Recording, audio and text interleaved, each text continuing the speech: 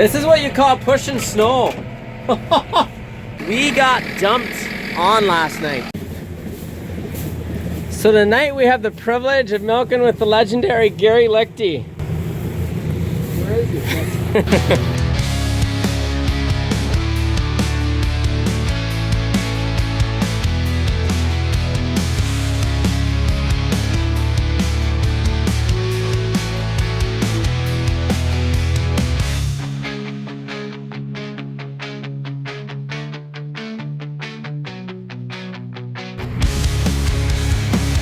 Good morning and welcome to Pond Bank Farms, and we should have a very exciting video for you guys. I'm hoping we can get to some shop work, but right now it's full-on snow pushing. Well guys, I don't know what to say other than I thought we had a lot of snow before. We got dumped on last night, so I better get to pushing some snow here and clearing things up a little bit. It's pretty crazy. We're gonna have some snow to push.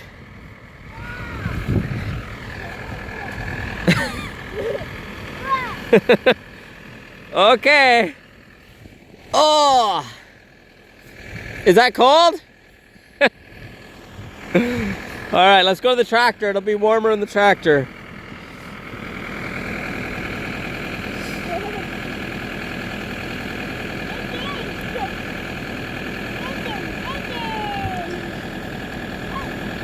You can play after we push snow. I gotta get snow pushed because Jake needs a tractor soon.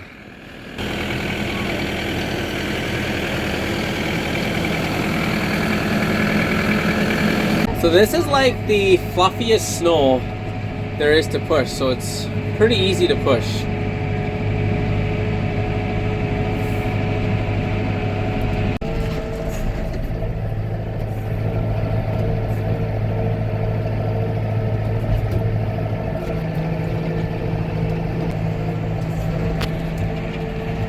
Okay, now we're headed to my place to push snow. I do really feel bad for anybody that is on the roads today because it's fluffy snow, and if the wind picks up at all, it's game over. So our laneway here is very protected by this row of trees here. So this is actually the first time this year I'm actually pushing the snow in our laneway. Think there's a lot of snow? Did I move your what? Did you move my box?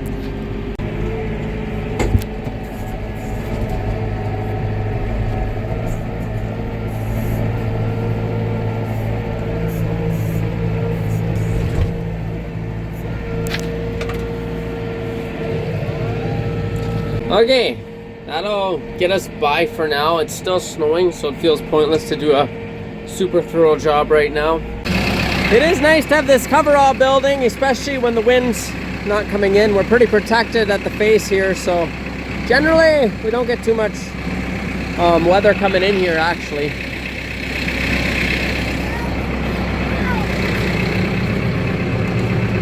There you go. Well, Clyde, it's a good day to be inside. Gotta wash the bottles off here. But the snow's still coming down.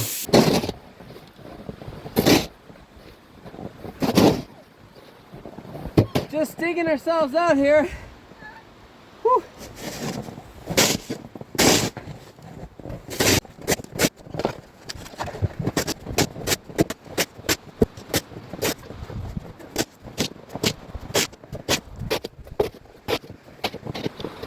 This is what you call pushing snow. Crazy.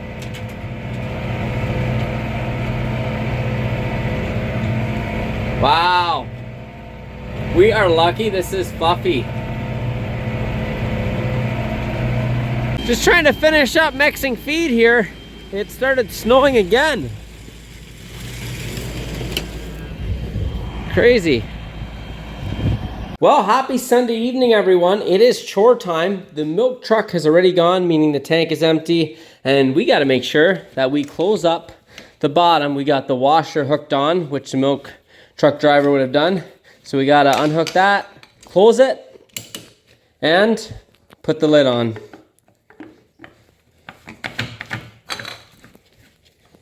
Next step is there's a pipe right here that needs to come off. So here's the pipe, and it needs to go up here. So then we open up the top of the tank. We take this clip off, and this rotates down like that. Then this pipe goes in there, and it connects just like so.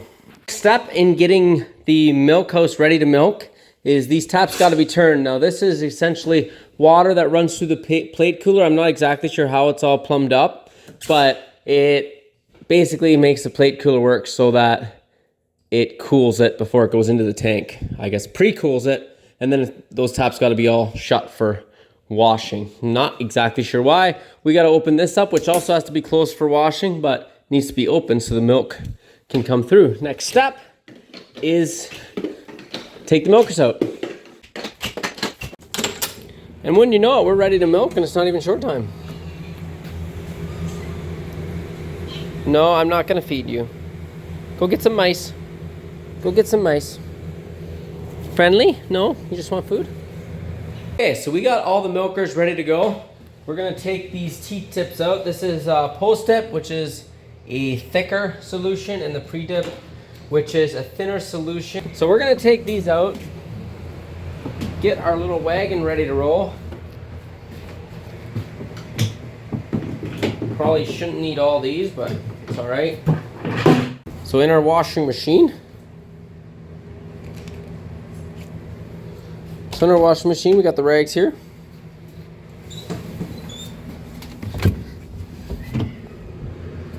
So now that the milk house preparation is complete, we're gonna start milking. Start with the pre-dip. Well, the old girls are getting milked.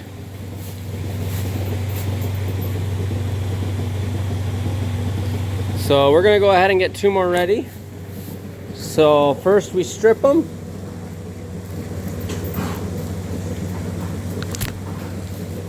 To take 2 or 3 squirts out of each quarter, and then well, this is post dip. We want pre-dip. So the post dip is a bit thicker than the pre-dip, so it stays on better, I guess. So here's the pre-dip, and then we let that sit for 30 seconds or so. And I already pre-stripped this one too. We'll let that sit for a bit, and then we'll wipe it. So there's a perfect science behind getting the optimal milk out of your cows, and that goes as far as milking them too. You gotta milk them at as far as getting them ready, there's a science.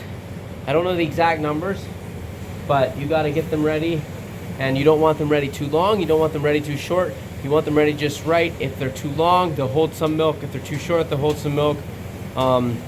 Doing it right, you end up getting the last 20 to 30% of milk out of the quarter that you wouldn't otherwise. So it's a big deal. Okay, now we go to wiping. And try to get them really good and clean. Clean the bottom of the teat ends as well. And yeah, they should be ready to milk.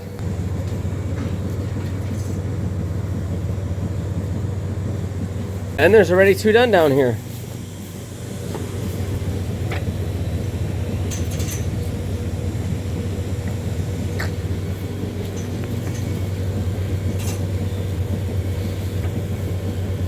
There's actually 3 done, and I only have 2 ready. It's not ideal, so I better put the camera away and start working.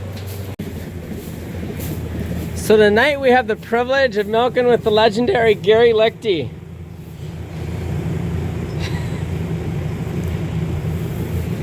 Where is he? Any words of wisdom for us, Gare? Any words of wisdom? The year of the Lord is the beginning of wisdom. Well, there you go.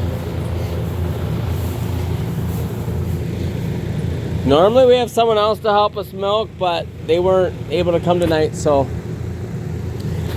I guess Dad had to. And we have another cow that's done.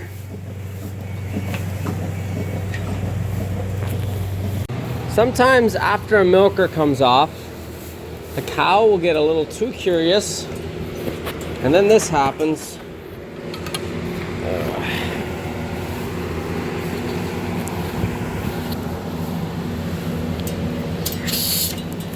go. All right. Well, Dad's working his way up this way. I'm working my way up this way. Should meet somewhere here in the middle.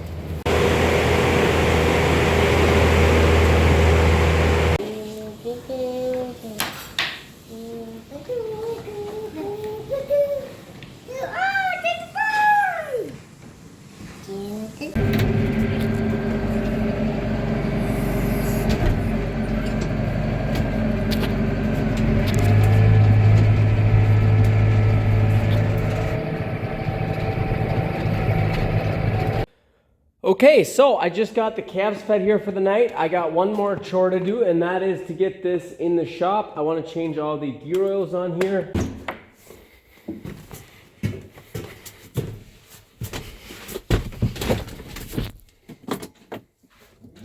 Hopefully the battery is not dead.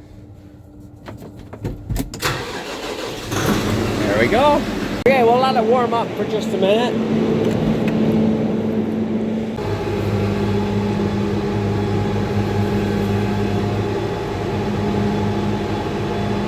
Well, I think we got her in.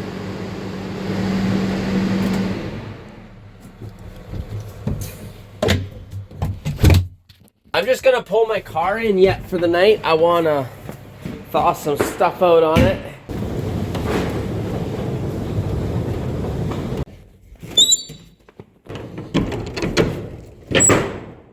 Very good. So I'm gonna set it at, well, it's set at 60. I think 60 should be good. We'll keep it at 61. And because we want all the oils to get warm so they come out of the gearbox is half decent and they empty out. This is one that we've got to change, and the other one I know for sure is this gearbox here, which takes extreme pressure oil.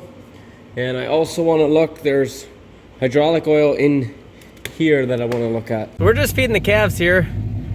Jake got stuck bringing up a load of bales, so he unloaded a few bales. He's going to see if he can back up and get a bit of a start on it and make it up. And I got to get up here to do the calves up here in the hutches, so I'll just wait and see how he fares. Not very good.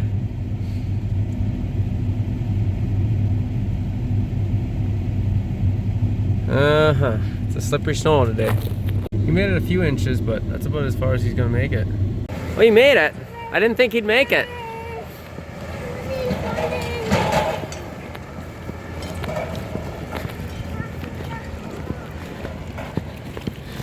We should really have the snow scrape better here, as you can see where he spun down. It's a lot of snow here. So we already have feed mixed today already. We're just feeding our veal calves right now. Oh, you guys look hungry.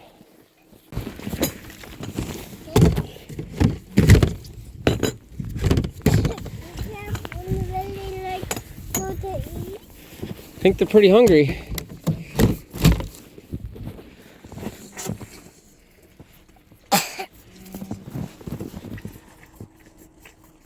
Okay, let's go do the rest of them. So I just want to show you something here. See all this brown on the snow? This is where the baleage wagon, where he backed up there. This is all dripping from the bales. It was wet when we baled it. It's the peas and oats, and we were at it one night, and it was just getting way too wet. We were calling for rain the next day, but finally we were like, we just gotta quit. So we quit, and then we started again the next day, and we were baling through a little bit of drizzle. It wasn't too bad. It was definitely drier the next day, but it was wet. I don't know what the exact moisture on it would be, but crazy.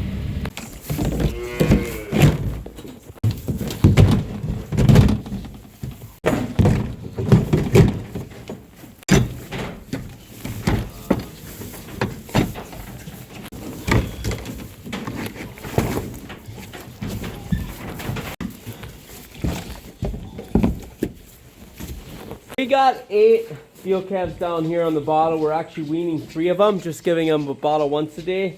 And then we got 2 veal calves at home in the hutch outside. Why do we have that? Well, we could fit them here, but we decided to start doing the hutches there.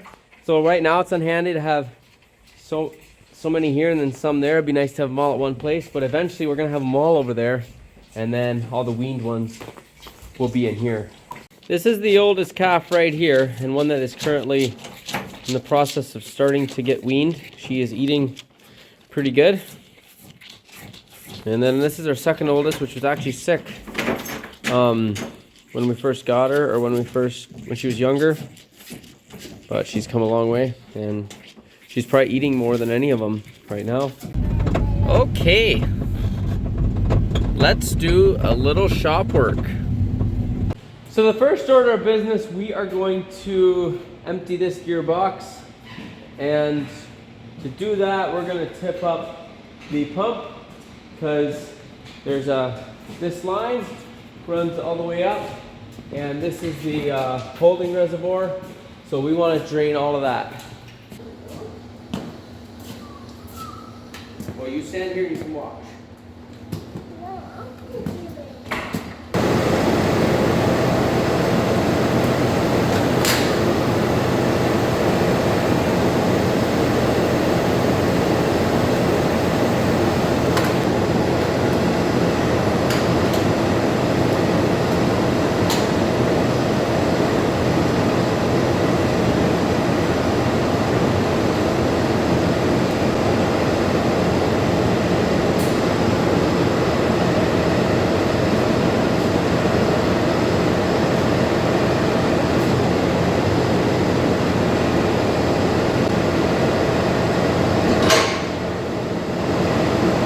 This adjustable Johnson bar is probably my most used tool on the farm.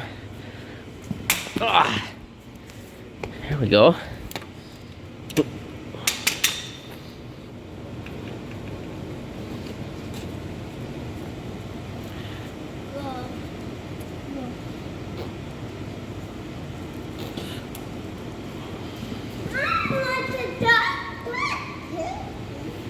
Wow, that's nice and milky. Not good.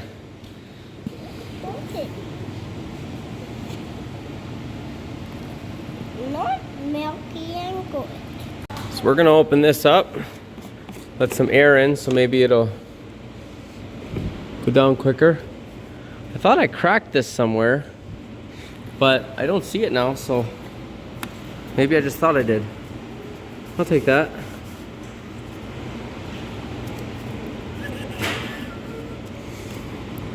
Well, it is going down, but it's very slow, so we're gonna have to wait for a while, and a few hours. Hopefully it'll be drained good enough to fill up.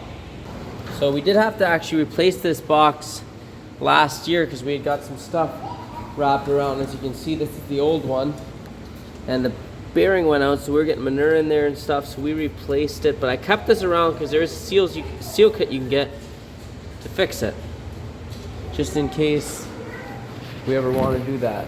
So I would be a little bit nervous with it being so milky coming out, and I still don't love to see that, but I don't think it's leaking anywhere because I've never had to really refill that reservoir at all. So fingers crossed, I guess. Okay, just got back from lunch, so that should be empty enough now to refill the oil up there. But first, I'm just gonna oil this chain up a bit here.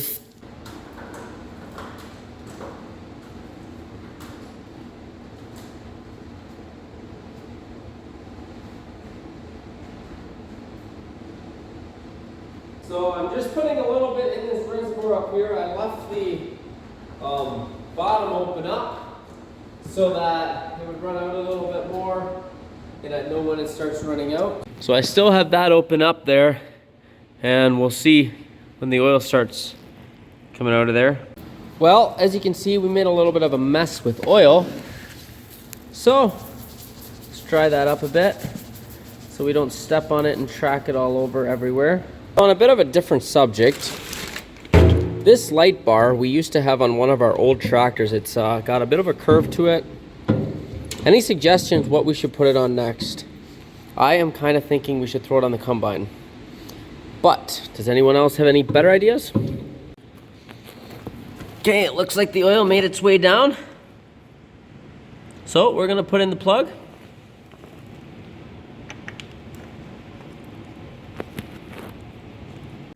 Okay, we gotta go feed the calves soon, again. But before we do that, we are going to top this up once again and let that drain down overnight. And that will be it for the shop for the night. And also, that'll be it for this video. So thanks for watching, guys. In the next video, I'm hoping to get the air seeder in here.